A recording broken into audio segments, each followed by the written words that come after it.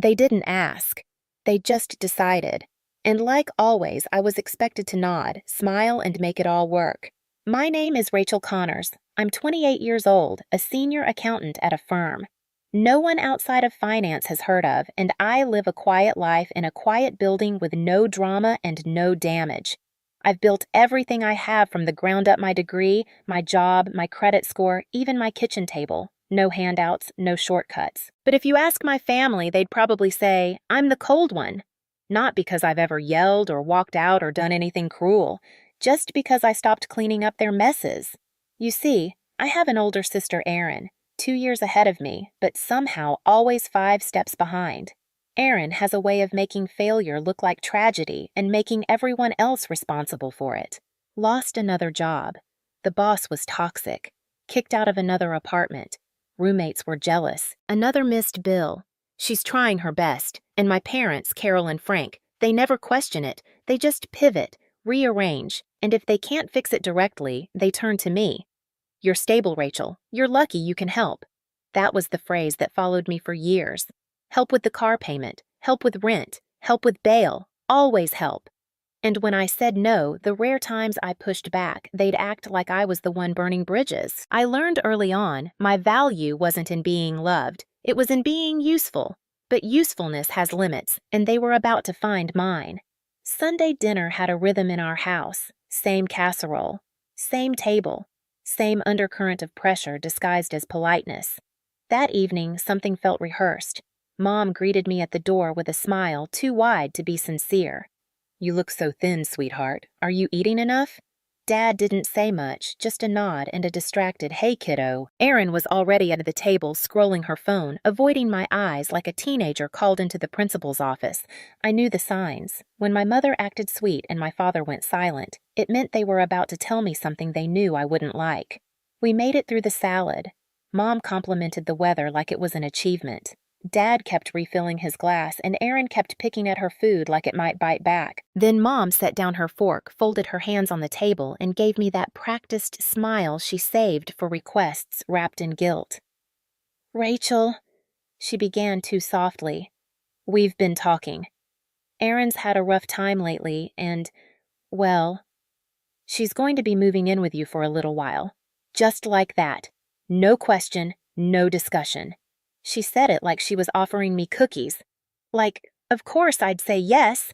I felt the room pause like they were waiting for me to resist, waiting for the pushback they could call selfish. I looked at Erin. She glanced up quickly, then away. My dad cleared his throat, already bracing for the argument. Instead, I smiled. Of course, I said lightly. If it helps Erin get back on her feet, I don't see why not. The silence that followed was sharp. My mother blinked, caught off guard. My dad exhaled like he'd dodged a bullet. Erin leaned back in her chair, smug, creeping across her face like moss. None of them noticed how still I went after that. How quiet they thought I'd caved. But what they didn't know, what none of them had thought to ask, was that I hadn't lived in that apartment in weeks. And I had no intention of letting Erin or any of them move into a place that no longer existed. I didn't wake up one day and decide to lie to my family. It took years of quiet disappointments, of guilt-wrapped favors and memory-hold sacrifices, of realizing that in my family, survival came with strings and being the strong one just meant being the most convenient to use. When I was 21, Erin's car got repossessed. She called sobbing, said she couldn't get to her new job. Said this one was different, she just needed a little help getting started. My credit was clean. Co-signing felt like a small thing. She stopped showing up to that job 3 weeks later, missed the payments. Guess whose credit took the hit? At 23, Mom called me crying because the mortgage was past due.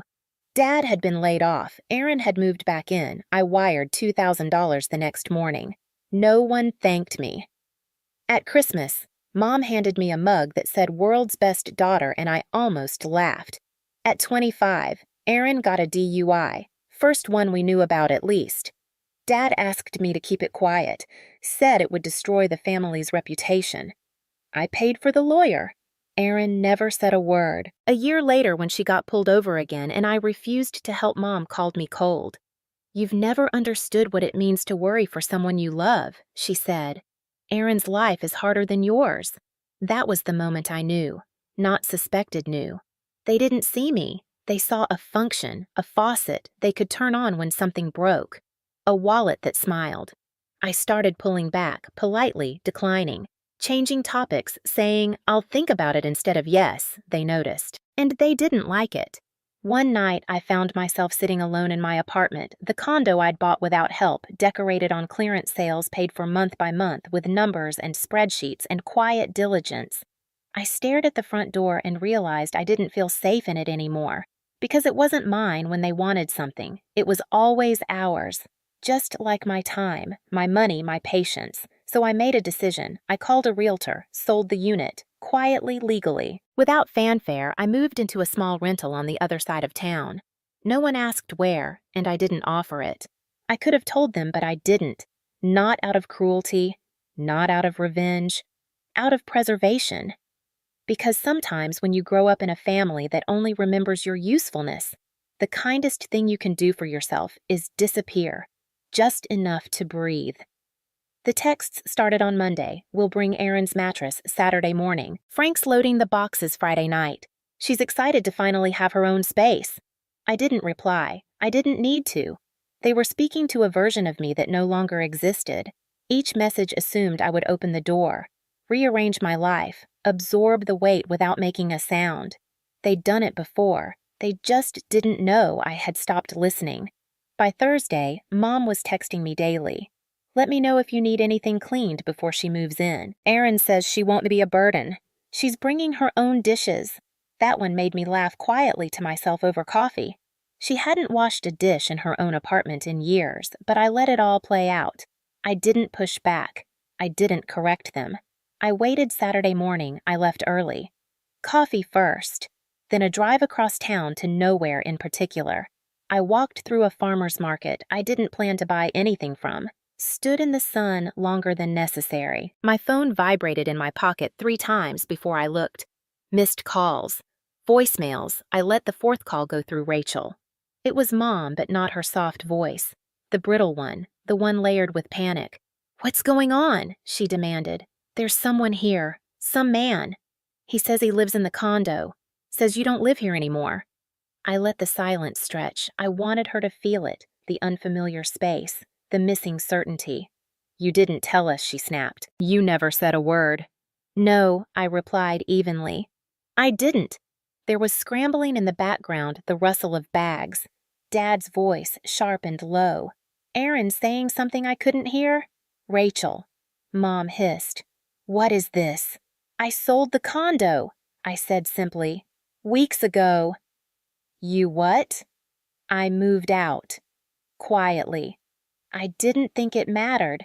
No one asked where I lived, so I didn't say.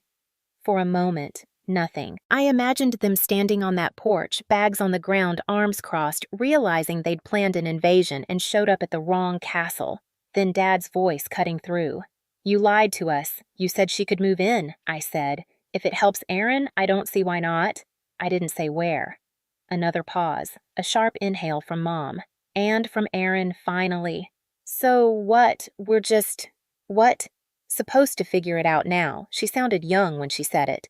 Not angry, just lost. And for the briefest second, I almost answered. But I didn't. Because here's what they didn't know. I hadn't changed the locks out of anger. I hadn't sold the condo to make a point. I did it because I was tired of living in a space that never felt mine. I did it because I deserved to walk into my own home and not brace for impact. And because sometimes the kindest thing you can do for people who refuse to change is to stop making space for them. They thought that was the end of it. They were wrong. Because by evening they were standing at my door. I knew they'd come. Even as I sipped my coffee that morning, even as I let their voicemails pile up, I knew Mom wouldn't let it go. She'd dig or call someone or show up just to prove a point that no matter how far I moved, I was still reachable, still obligated. By sunset, the knock came. 3 quick-clipped hits. The kind you hear when someone's trying to stay polite but is barely holding it together. I looked through the peephole. Carol, Frank, Erin, and a trunk full of boxes parked on the curb like it was moving day. I opened the door halfway. "You found me," I said, flatly. Mom looked flushed, her lipstick faded and hair pushed back like she'd run her hands through it too many times. We tried calling, she said, voice tight.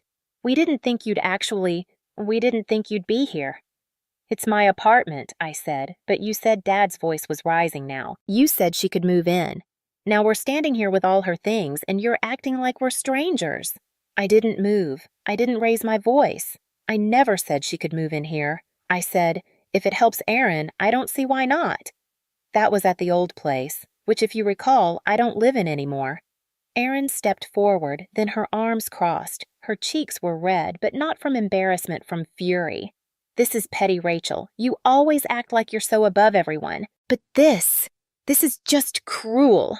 I tilted my head. You packed up your life and drove across the city to move into someone's apartment that you didn't even confirm still existed. That's not cruelty. That's entitlement. Erin's voice cracked. You're my sister. Yes, I said. Cool, and you've spent years confusing that with free housing. Dad stepped between us, his voice edged with warning. Enough, Rachel, we're not leaving. We've put up with a lot from you. You owe this to your sister. There it was. The word that always hung unspoken, owe, as if every dollar I'd paid, every hour I'd worked, every sleepless night spent solving problems I didn't cause, had been written down somewhere, part of a silent contract I never signed. I stepped back, picked up my phone. What are you doing? Mom asked, eyes narrowing. I didn't answer. I dialed 3 rings. Then 911. And what's your emergency? My voice stayed calm. Yes, I have family members outside my apartment who are refusing to leave. They're not on the lease. They weren't invited. I'd like to report. Trespassing. Erin's mouth fell open.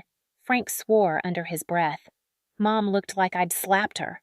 Rachel, she whispered, almost pleading. You're calling the police on your own family. I asked you to leave, I said.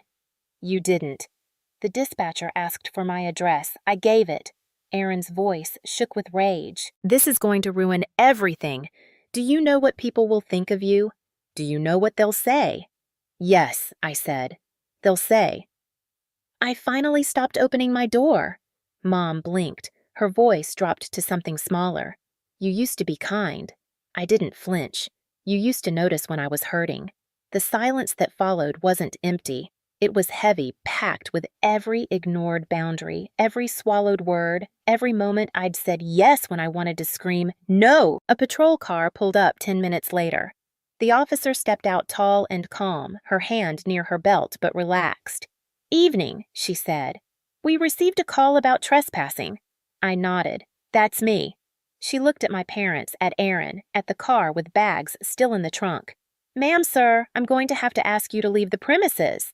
This is our daughter, Frank said. This is a family matter, and this is her residence, the officer replied, which you're not allowed to occupy without permission. Erin looked like she might cry. Or throw something, or both. You're going to regret this. Rachel. No, I said. I've regretted almost everything up until this point. This is the first thing I'm sure of. The next day, I woke up to 12 missed calls, 5 from Mom, 2 from Dad, the rest from numbers I didn't recognize, cousins probably, or family friends I hadn't spoken to since graduation. Then came the texts. Why would you do this to your own sister? Your mom is devastated. Erin's sleeping in her car. Is that what you wanted? I didn't reply. I just scrolled. Eventually I found it, a Facebook post from my mother. Public 3 paragraphs punctuated by heartbreak emojis and a photo of Erin as a toddler. We raised both our daughters to care for each other, but one of them has forgotten what that means. We're heartbroken that Rachel, so successful, so fortunate, would turn her back in our time of need. Erin didn't deserve this. None of us did. Hundreds of likes, dozens of comments from people I hadn't seen since I was 12. Calling me selfish, cold, entitled. It wasn't new, just louder. I stared at the screen for a long time. Then, for the first time in my life, I posted back a thread. Simple, no flair, no hashtags. Screenshot the $2,000 transfer I made to cover the mortgage. Screenshot my name on Erin's car loan, followed by the collections. Notice a photo of the lawyer invoice from her DUI case. A timeline of every one-time favor I'd agreed to since I was 21.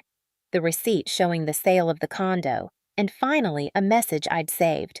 One Erin had sent me 2 years ago, calling me a boring robot because I wouldn't let her crash for a month. I ended with one line: I didn't abandon my family. I just stopped volunteering for emotional debt. I turned off my phone after that. Not because I was afraid, but because I didn't need applause. I just needed quiet, and for once, I had it. That night, the apartment was still. No noise from the hallway, no buzzing phone, just the quiet hum of the fridge and the occasional creak of old pipes shifting in the walls. I made tea, chamomile. It wasn't for sleep. I didn't need help sleeping anymore. It was for the ritual. A soft cup held in both hands, steam rising like forgiveness I hadn't asked for. My phone lit up once. Mom, then again. Erin, I didn't open the messages. I didn't have to. I knew the rhythm by now. Shock, anger, guilt, pleading. Always in that order. I blocked both numbers, not out of cruelty, not out of pride, but because not every door deserves to be knocked on forever. I walked out onto the balcony. It was cold, but not sharp. The kind of cold that reminded you you're alive. Below the city hummed along, people moving headlights, glowing someone walking a dog in a puffy coat, too big for spring. A neighbor 2 floors down waved when she saw me. I waved back. It was simple, that small gesture, but it was more real than most of the things I'd done out of obligation. Inside, I turned off the lights one by one, the living room, the kitchen, the hallway. No picture frames on the walls, no family photos, just quiet, just clean space. I didn't feel triumphant or bitter or broken. I just felt done. Done. Performing, done. Explaining, done. Being the spare oxygen mask for people who never learned how to breathe on their own. Somewhere out there, they were probably rewriting the story again, casting me as the villain or the cold one or the ungrateful daughter. Let them. I didn't come here to be loved. I came here to stop pretending I didn't vanish. They just told the story like I had, and now I've written it back.